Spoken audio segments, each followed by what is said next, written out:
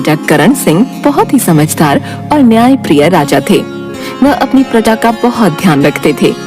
उस राज्य में कभी भी कोई लड़ाई झगड़ा या बेईमानी चोरी की घटना नहीं होती थी।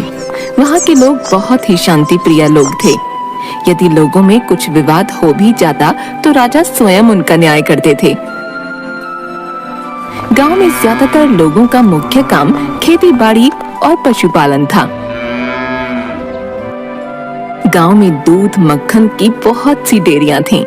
यहाँ से आसपास के गांवों में भी सामान जाता था। मोहन भी इसी गांव में रहता था और दूध की डेयरी चलाता था। उसकी डेयरी में दूध के अलावा मक्खन, देसी घी इत्यादि भी मिलता था।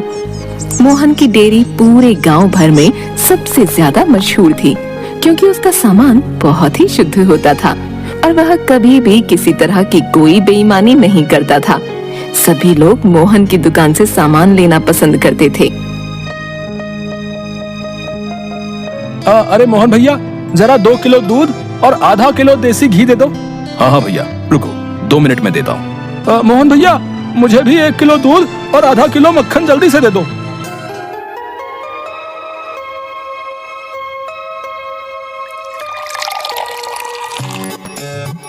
इस तरह से मोहन की दुकान पर ग्राहकों की भीड़ लगी रहती।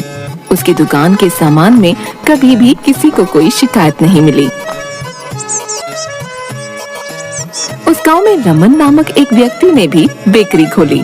रमन को लगा कि अब शहर के लोगों की तरह गांव के लोग भी ब्रेड और केक वगैरह खाना पसंद करने लगे हैं, इसलिए उसने बेकरी का काम शुरू किया।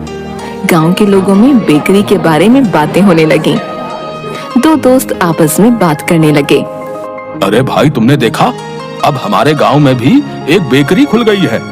उसमें बिल्कुल शहर जैसा ब्रेड, केक और पेस्ट्री सब मिलता है भैया। हाँ भाई, 2 दिन पहले मैंने भी वो बेकरी देखी। सोच रहा हूँ आज ब्रेड लेकर आऊंगा।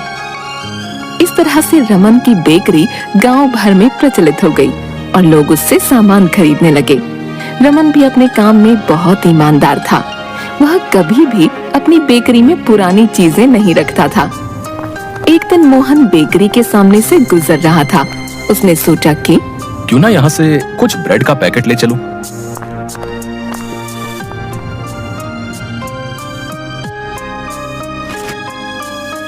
घर जाकर मोहन ने अपनी बीवी से कहा, देखो, गांव में जो नई बेकरी खुली है उससे कुछ पैकेट ब्रेड के लेकर आया हूँ। मैं सोच रहा हूँ कि हमारी दुकान पर लोग दूध और मक्खन वगैरह लेने तो आते ही हैं। यदि किसी को ब्रेड भी चाहिए होगी तो वो भी हमारी दुकान से ही खरीद लेगा। यदि लोग मुझसे ब्रेड लेने लगे तो मैं और ज्यादा पैकेट लाकर अपनी दुकान पर बेचना शुरू कर दूंगा। मोहन की दुकान पर रखे 10 पैकेट एक ही दिन में बिक गए। उसने सोचा कि कल मैं ब्रेड के कुछ पैकेट और लेकर आऊंगा। मोहन रमन की बेकरी पर जाता और उससे कहता है, भैया 10 पैकेट ब्रेड के दे दो। ये ब्रेड कितने ग्राम की है? ये बड़ा पैकेट 1 किलो का है। पर तुम रोजाना इतनी ब्रेड का करते क्या हो? तुम काम क्या करते हो? रमन के ऐसा पूछने पर मोहन उसे बताता है, जी, गांव में मेरी बहुत पुरानी दूध और मक्खन की दुकान है। मेरी अपनी ही डेयरी है, जहां पर मैं खुद दूध, मक्खन और घी वगैरह बनाकर दुकान पर बेचता हूँ। अच्छा भाई, ये तो बहुत अच्छी बात है। मैंने तो ये बेकरी अभी खोली है। हमारे यहाँ रोजाना काफी मक्खन की खपत होती है, तो क्यों ना मैं तुमसे ही मक्खन मंगवा लिया करूं। जी जरूर, मैं ब्रेड लेने तो आता ही हूँ। आप जब बोलोगे तो मैं मक्खन ले आऊंगा। ऐसा करो, तुम रोजाना 1 किलो ताजा मक्खन मेरे लिए ले आया करो। ठीक है, मैं कल से रोजाना आपके लिए 1 किलो मक्खन ले आया करूंगा। ऐसा कह के मोहन वहाँ से अपनी दुकान की ओर चल देता है। अगले ही दिन यह सिलसिला शुरू हो जाता है। मोहन रोजाना 1 किलो मक्खन लेकर रमन की डेयरी पर जाता और वहाँ से ब्रेड के पैकेट लेकर अपनी दुकान पर आ जाता। कुछ दिनों तक ये सिलसिला चलता रहा। एक दिन रमन बैठे बैठे सोचता है, मैंने तो कभी भी इसके द्वारा लाया हुआ मक्खन तोल कर नहीं देखा। पता नहीं ये पूरा 1 किलो होता भी है कि नहीं। बस मन में ऐसा विचार आने के बाद रमन उसके द्वारा लाए हुए मक्खन को अपनी मशीन पर रखकर तोलता है। ये क्या, मक्खन तो केवल 900 ग्राम है। रमन ये देखकर हैरान हो जाता है और अपने नौकर से कहता है, देखो ये मोहन हमारे साथ कितनी बेईमानी कर रहा है। तुम तो कहते थे ये बहुत शरीफ आदमी है। हम कितने दिनों से इससे मक्खन ले रहे हैं और ये रोजाना हमें 100 ग्राम कम दे रहा है। इस हिसाब से तो इसने हमारे बहुत से पैसे ठग लिए। रमन मोहन की शिकायत करने के लिए राजा के महल में जाता है और उनके सामने कहता है। राजा रमन की बात सुनकर बहुत हैरान हो जाता है। मोहन के बारे में तो कभी कोई शिकायत सुनने को नहीं मिली। रमन की याचिका पर राजा अगले ही दिन मोहन को अपने सामने प्रस्तुत होने के लिए बुलाते हैं। अगले दिन रमन और मोहन दोनों राजा के सामने प्रस्तुत होते हैं। रमन अपने साथ आज का आया हुआ 1 किलो मक्खन भी लेकर आता है और तोलने की मशीन भी। राजा मोहन से कहते हैं, मोहन, तुम्हारी शिकायत आई है। तुम रोजाना रमन की बिक्री पर जो मक्खन दे रहे थे वो तोल में कम पाया गया है।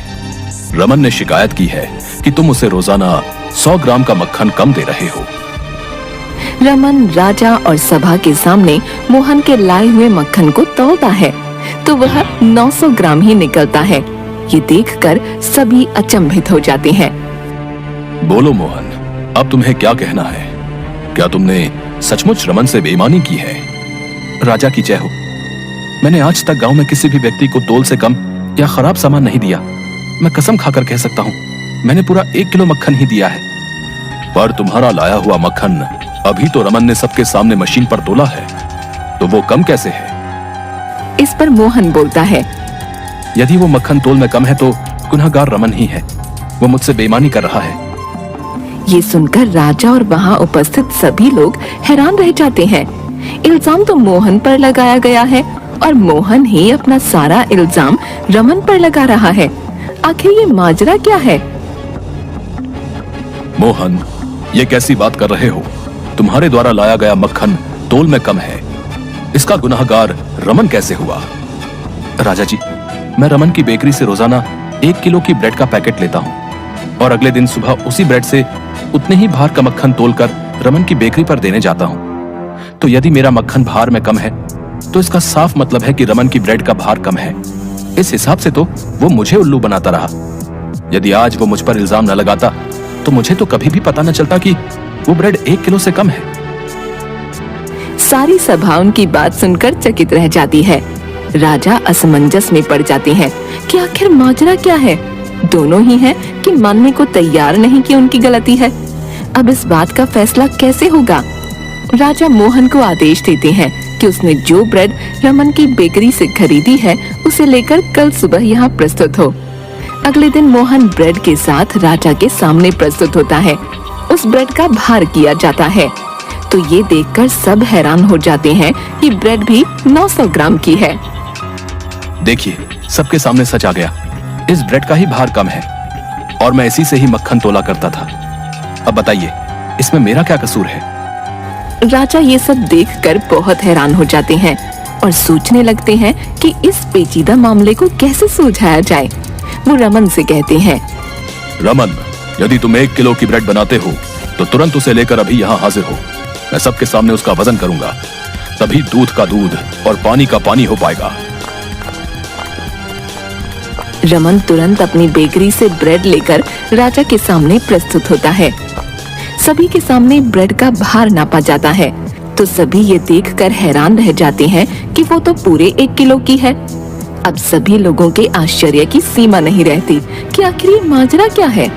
राजा उससे ब्रेड लेकर अपने पास रखते हैं और उन्हें अगले दिन आने को कहते हैं।